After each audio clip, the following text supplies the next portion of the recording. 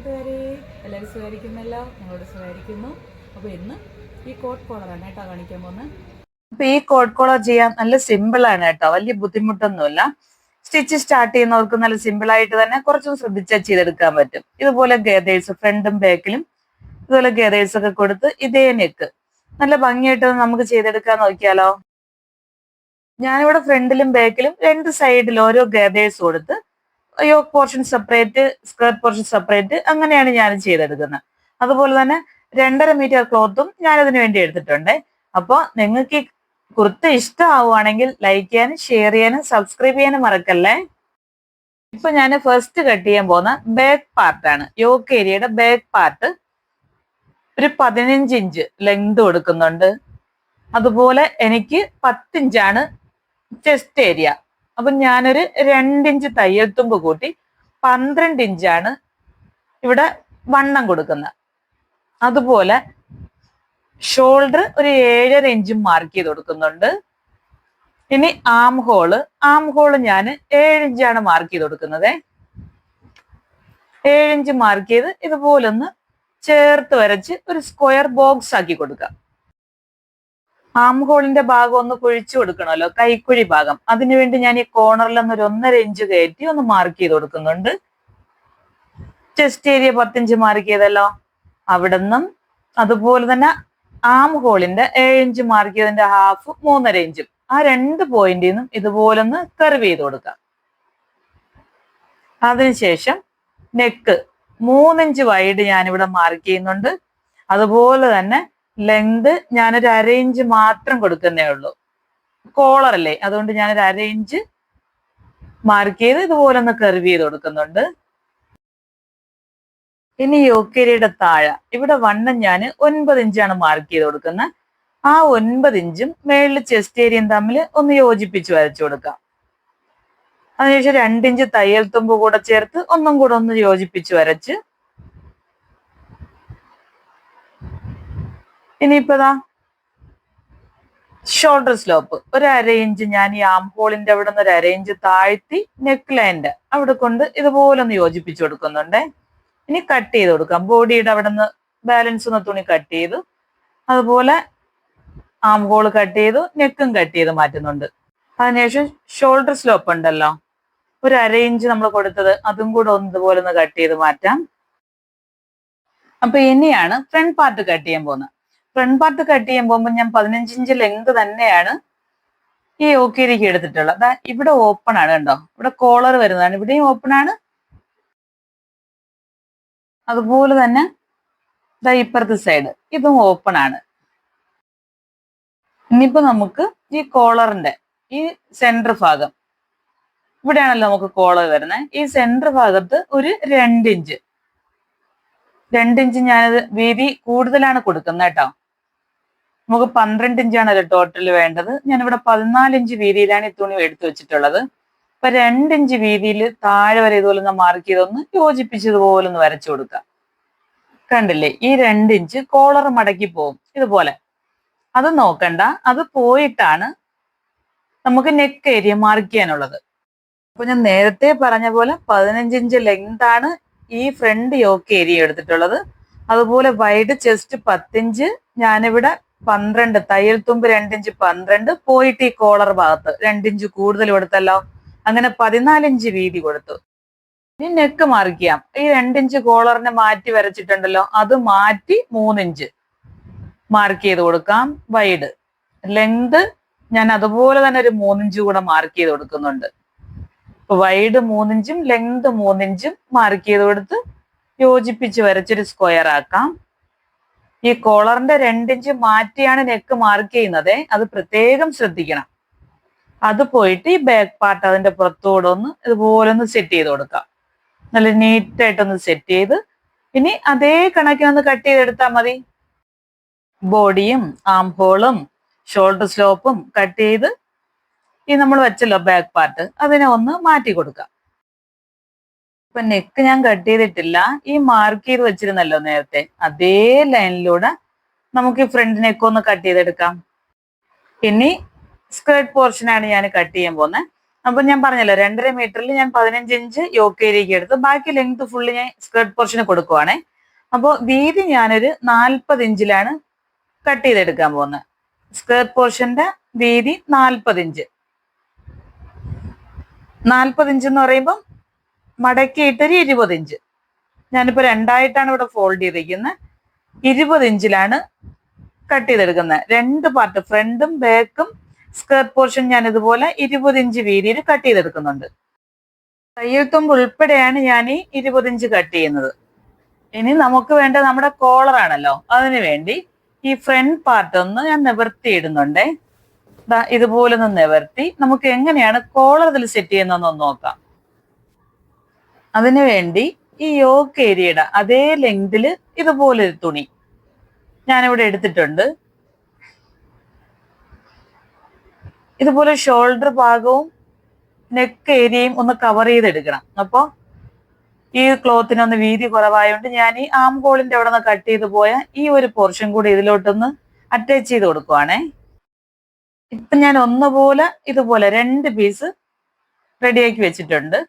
ഇനി നമുക്ക് ഈ തയ്യാറാക്കി വെച്ച ഈ പീസിലോട്ട് ഈ നെക്ക് കട്ട് ചെയ്തല്ലോ ഫ്രണ്ട് ഏരിയ, അതിനെ ഒന്ന് ഇതുപോലെ ഒന്ന് ചേർത്ത് വെച്ചു കൊടുക്കാം. കാരണം ഈ നമ്മുടെ സെറ്റ് ചെയ്തെടുത്ത ആ ഒരു കട്ട് പീസ് ഉണ്ടല്ലോ, അതിൽ ഈ നെക്ക് മാർക്ക് ചെയ്തെടുക്കണം.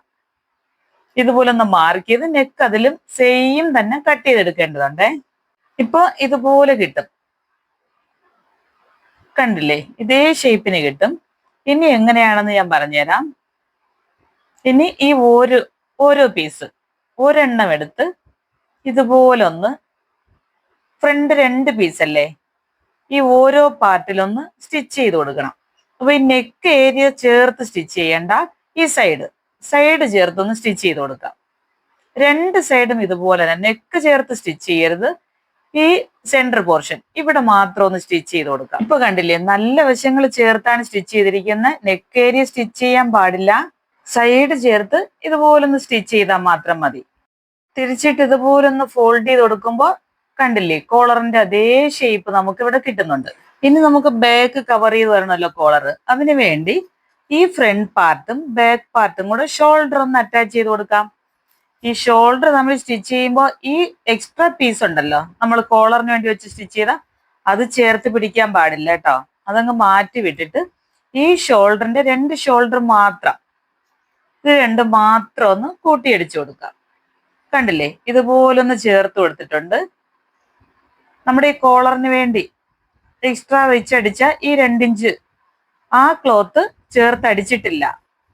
ഇനി നമുക്ക് ഈ കോളർ ഏരിയക്ക് വേണ്ടി 2 ഇഞ്ച് മാറ്റി വിട്ടിരുന്നല്ലോ, ആ 2 ഇഞ്ച് 2 പാർട്ടും കൂടി ഇതുപോലെ ഒന്ന് ചേർത്ത് പിടിച്ച് അവിടെ ഒരു കട്ട് കൊടുക്കാം. അതിനുശേഷം ഒന്നും കൂടെ ഒന്നുപോലെ ചേർത്ത് പിടിച്ച് ഹാഫ്, കോളറിന്റെ അളവ് എടുക്കാനാണ്. ഈ ഹാഫ് കറക്റ്റായിട്ട് അളന്നെടുത്തിട്ടാണ് നമുക്ക് കോളർ കറക്റ്റ് അളവ് എടുക്കേണ്ടത്. അപ്പൊ ഇതുപോലൊന്ന് കറക്റ്റായിട്ടിട്ട് 1 ഇഞ്ച് ടേപ്പ് വെച്ച് നമുക്ക് അളന്നെടുക്കാം. എത്ര ഇഞ്ചാണ് നമുക്ക് കോളറിന് വേണ്ടത് അളക്കുമ്പോൾ പ്രത്യേകം ശ്രദ്ധിക്കണം. ഈ ഫസ്റ്റ് 2 ഇഞ്ച് മാറ്റി മാർക്ക് ചെയ്തല്ലോ, ഒരു കുഞ്ഞു കട്ട് കൊടുത്തത്, ആ കട്ട് ചെയ്ത് കൊടുത്ത് നിർത്തിയ അതുവരെ മാത്രം മതി കേട്ടോ. ഇപ്പൊ എനിക്ക് 8.5 ഇഞ്ചാണ് കിട്ടിയത്.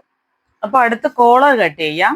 അതിനുവേണ്ടി ഞാനിവിടെ ഒരു കട്ട് പീസ് ഇതുപോലെ ഒന്ന് 2ആയിട്ട് മടക്കി ഇട്ട് കൊടുത്തിട്ടുണ്ട്. കോളർ നമ്മൾ ഹാഫായിട്ട് മടക്കിയിട്ടിട്ട് 8.5 ഇഞ്ചാണല്ലോ എടുത്തത്. അപ്പൊ ഇതും നമ്മൾ 2ആയിട്ടല്ലേ മടക്കിയിട്ടേക്കുന്ന. 8.5 ഇഞ്ച് ലെങ്ത് മാർക്ക് ചെയ്ത് 3.5 ഇഞ്ച് വീതിയാണ് ഞാൻ കോളറിന് കൊടുക്കുന്നത്. അതും കൂടെ ഒന്ന് മാർക്ക് ചെയ്ത് ചേർത്ത് വരച്ചു കൊടുക്കാം. അതിനുശേഷം മേളില് ഈ ഫോൾഡ് ചെയ്ത് ഈ സൈഡില് ഒരു 3 ഇഞ്ച് മാറ്റി ഇതുപോലെ ഒന്ന് മാർക്ക് ചെയ്ത് കൊടുക്കാം.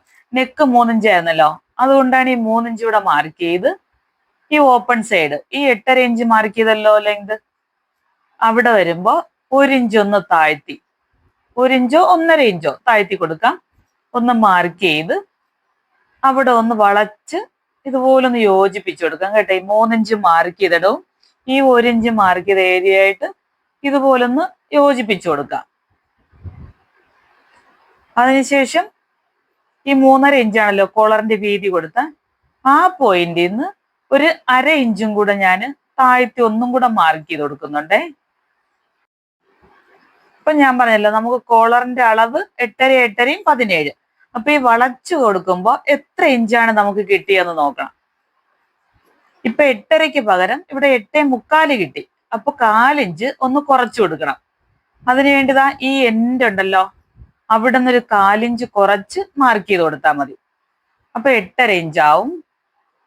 ഇനിയിപ്പോ 1/4 കുറച്ച് മാർക്ക് ചെയ്ത പോയിന്റിൽ നിന്ന് താഴോട്ട് കോളറിന്റെ വീതി 3.5 3.5 ശേഷം ഒരു 1/2 കൂടെ ചേർത്ത് മാർക്ക് ചെയ്ത് കൊടുത്തല്ലോ, ആ പോയിന്റ് വരെ ഒന്ന് ചേർത്ത് ഇതുപോലെ ഒന്ന് വരച്ചു കൊടുക്കാം.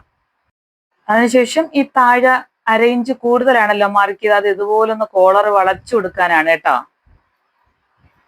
ഇനി മേൽഭാഗം ഇതുപോലെ ഒന്ന് കട്ട് ചെയ്ത് മാറ്റാം. ഇനി താഴ്ഭാഗവും ഇതുപോലെ തന്നെ ഒന്ന് കട്ട് ചെയ്ത് മാറ്റാം. ഈ 1/2 കൂടുതലാണല്ലോ ഈ എൻഡ് ഭാഗം മാർക്ക് ചെയ്തത്, അതേ കണക്കിന് തന്നെ കട്ട് ചെയ്ത് കൊടുക്കണേ. ഇനിയിപ്പോ സൈഡും കൂടെ അതേ ഷേപ്പിന് തന്നെ മാർക്ക് ചെയ്തത് എങ്ങനെയാണോ അതേ ഷേപ്പിന് കട്ട് ചെയ്തെടുക്കാം. നിവർത്തി നോക്കുമ്പോൾ ഇതേ ഷേപ്പിന് കിട്ടും.